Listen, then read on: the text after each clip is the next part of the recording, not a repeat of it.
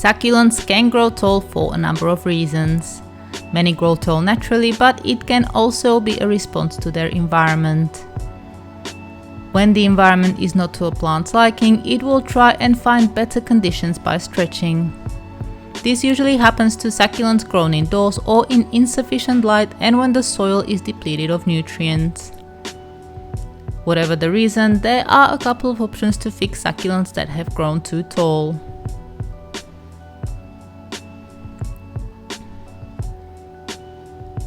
This is the most drastic solution, but also a very good one as you will gain more plants. For those of you not familiar with this technique, it is exactly what it sounds like. You will be cutting off the top part of your succulent. This will encourage new growth in form of rosettes or branches depending on what type of succulent you're topping. Let me show you a few examples. So here we have Graptoveria Lovely Rose, which is a bit prone to growing leggy even when it's exposed to plenty of sun.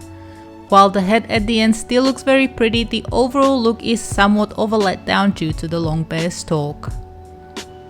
The stalk can be staked, but in my opinion it is better to behead. This should only be done in the growing season, which is spring to early autumn for this succulent, as the head may not root during winter. Ideally there should be a few leaves left on the stalk as they will aid with new growth around the cut point. Bare stalks are a bit less likely to grow more heads than stalks where a leaf or two were left. I'm going to cut the remaining 2 rosettes in a way that will not leave any leaves on the stalk, as I have over 500 of these wonderful plants and don't really need any more. In most succulents, topping like this will encourage new growth along the stalk and a bushier plant. Now the heads will need to be left in a dry shaded spot for a day or two so the wound heals. If the root and stalk part of the plant is pretty root bound, I'd suggest repotting so the plant has enough energy to grow more offsets. After a few weeks you should start seeing new growth along the stalk, just like on this plant where I took heads off a couple of months ago. All of the little rosettes are a direct result of topping the heads. Here's another pot with Graptopetalum Purple Delight. I'm pretty happy with the way it looks, apart from one long branch that has lost some leaves.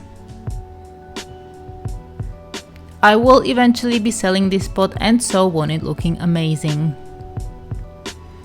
There's really only one thing for this head, it has to be chopped off. I'll leave it to dry for a couple of days and plant it in a new pot. This is not the first branch I've cut off here, as I want the pot to have less single tall heads and more smaller shorter heads.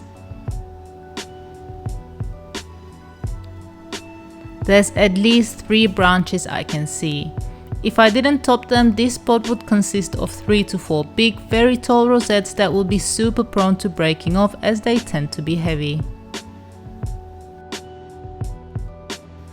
My last example is this Aeonium sunburst that just doesn't like its spot.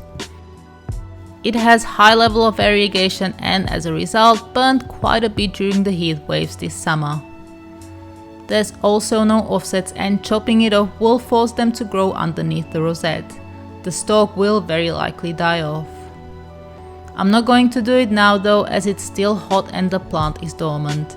Aeonium grow and root best in the cooler months.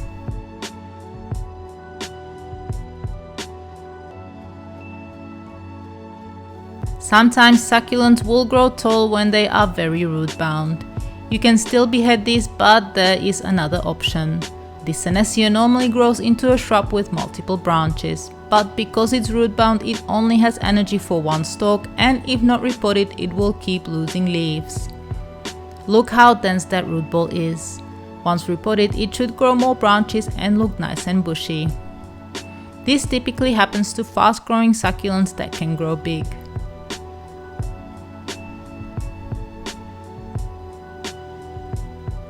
When succulents naturally grow tall and are keeling over, all they may need is a bit of support. Sometimes succulents can grow a bit fast and the weight of the water-filled leaves can pull a whole branch to the side. This can easily be fixed by a skewer, bamboo stick or any other rigid structure like a mini trellis. The stalk should get stronger and the stick can eventually be removed.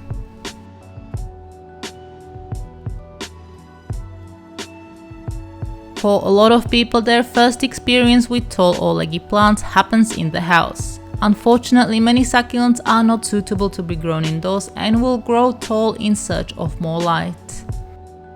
This is called etiolation and is an abnormal growth when succulents are grown in too much shade. To fix etiolated succulents, you will need to provide the plant with more light and may also have to behead. It is exactly what I've done with this tray that has fallen behind the table in the greenhouse. The plant stretched, but once I noticed, I took it back into the light. Because of this, the rosettes have started growing compact again at the very top. If this is good enough for you and you don't mind the tall stalk, you can leave it here and let the plants grow. If not, you can take the top off, plant the cuttings and let the rest grow more branches or heads. And this is what you'd get in a few months' time. All those tiny little babies growing along the stalks will now be nice and compact as long as you keep them in good sunny spot. If you choose not to do anything and just let the plant grow tall indoors, it may live for a while but is likely to eventually die. And that is all for today. I hope this video was useful, and if you have anything to add or would like to ask a question, you can do so in the comments below. To learn more about succulents, hit the subscribe button or go to succulentgrowingtips.com. Thank you so very much for watching.